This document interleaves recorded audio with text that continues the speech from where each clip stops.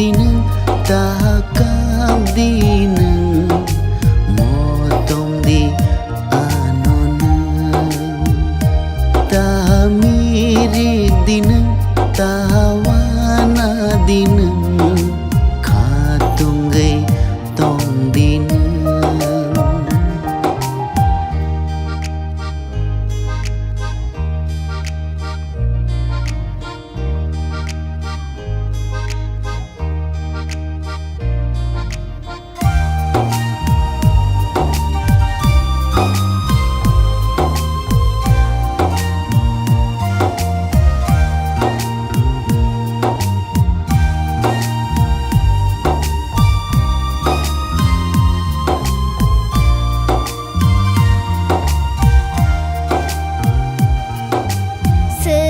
Sagana kerei ke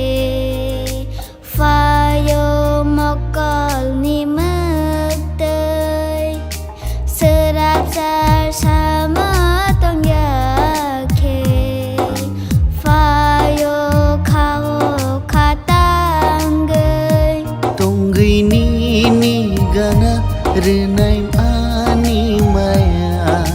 tong nayang ni tong nai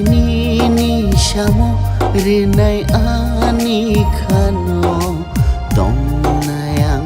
ni gana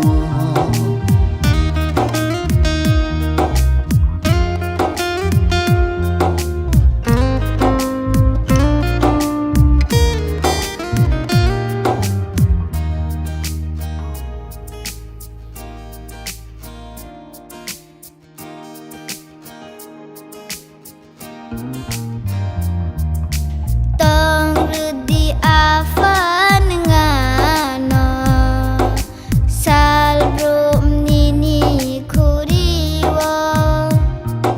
megteriman ya ang afa sadi kereng kotoma nengani lamani nengani kacungni nengani kafangi nengani tinang nengani beka tong nayang neng baimang oh ani rangcak oh ani kacuk tong dinang hamaino mol brum menaino oh ani rangcak oh ani kacuk tong dinang hamaino.